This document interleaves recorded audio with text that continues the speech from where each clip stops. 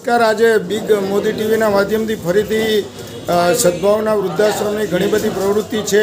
એ પૈકીની એક પ્રવૃત્તિ છે સદભાવના શ્વાન આશ્રમ, અને એ સિવાય ગાયનું એક દિવસનું દૂધ શ્વાનને પાવાનું, રોટલી ભાખરી બિસ્કિટ અને એ રીતે ગાયોની સેવા પણ સદભાવના વૃદ્ધાશ્રમ કરે છે।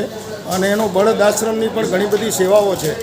અને સદભાવના વૃદ્ધાશ્રમની અંદર જે મોટી ઉંમરના દર્દીઓ હોય એને પણ ડાયપર કે અન્ય માધ્યમથી એની સેવાઓ કરવામાં આવે છે।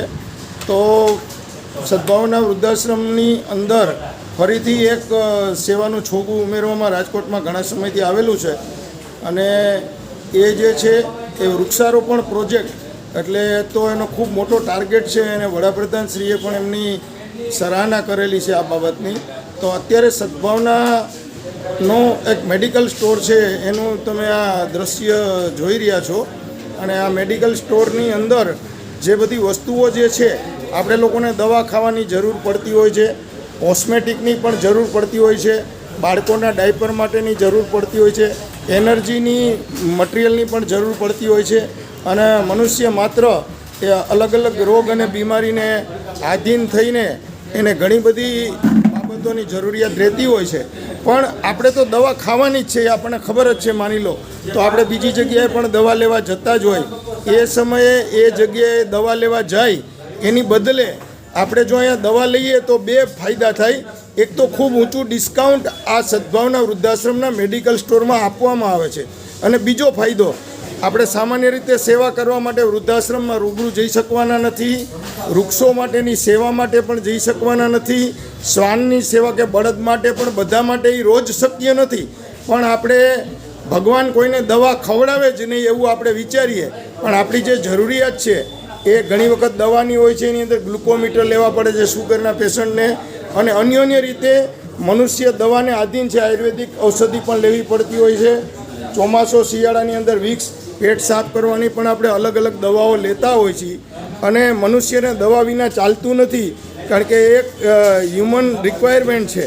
તો આ બધી રિક્વાયરમેન્ટ જ્યારે હોય, જો આપણે આ વૃદ્ધાશ્રમમાંથી ઊંચા ડિસ્કાઉન્ટમાંથી, એટલે તો આપણને તો ફાયદો થાય જ છે, પણ આપણી સાથે સાથે વૃદ્ધોની, વૃક્ષોની, શ્વાનની, બળદની અને અન્ય સેવાઓ પણ આપણે એમાં માધ્યમ બનીશું। જો આ વૃદ્ધાશ્રમમાંથી આપણે દવાઓ, કોસ્મેટિક કે કોઈ પણ આપણે મૂવ છે, કોઈનો પગ મચકોડાઈ ગયો હોય તો આ બધા આપણે લિક્વિડના યુઝ કરતા હોય છીએ।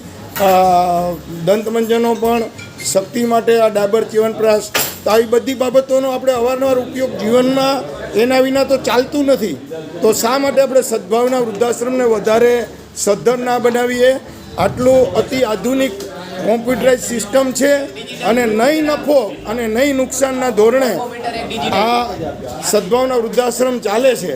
અને એની અંદર કેસ બારી છે, જ્યાં પહેલાં બિલ કઢાવી લેવાનું હોય છે, અને પછી એની અંદર ખૂબ 23%, 20%, 40%, 50% એવા ડિસ્કાઉન્ટ હોય છે, અને એ દવા આપણને સસ્તી પડે એની સામે આપણે બીજાની સેવામાં ભાગીદાર બનીએ તો ઈશ્વર આપણા રોગને વહેલામાં વહેલા સમાપ્ત કરી દેતા હોય છે।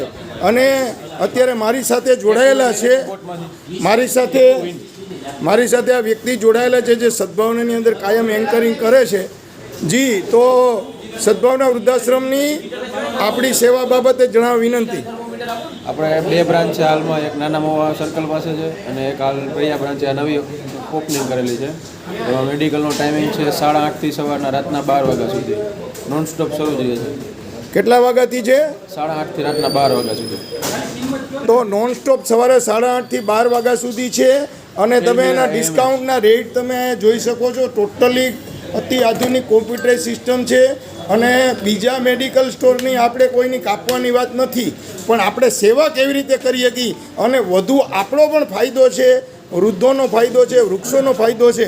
અને આપણા વિજયભાઈ ડોબરિયાએ તો 5 લાખ જેટલા વૃક્ષો ઓલરેડી રાજકોટ ખાતે વાવી ચૂકેલા છે, અને મારા અંગત મિત્ર છે। અને આપણે જો આ બધા બેબી ડાયપરને આ બધું અનેક ઔષધિઓ માટે જ્યારે બીજી જગ્યાએ જઈને ઊભા રહેતા હોય, એની બદલે જો આપણે આ અતિ આધુનિક સદભાવના વૃદ્ધાશ્રમના 2 મેડિકલ સ્ટોરનો લાભ લઈએ તો વધુમાં વધુ સેવાનો લાભ પણ આપણને સાથે મળશે। અને એ દવા આપણને સાજા કરવામાં જો આપણે એ પૈસા સેવામાં થોડાક જશે તો પ્રકૃતિનો નિયમ છે, બીજાની સેવા કરવાથી આપણા રોગ પણ વહેલા જતા રહે.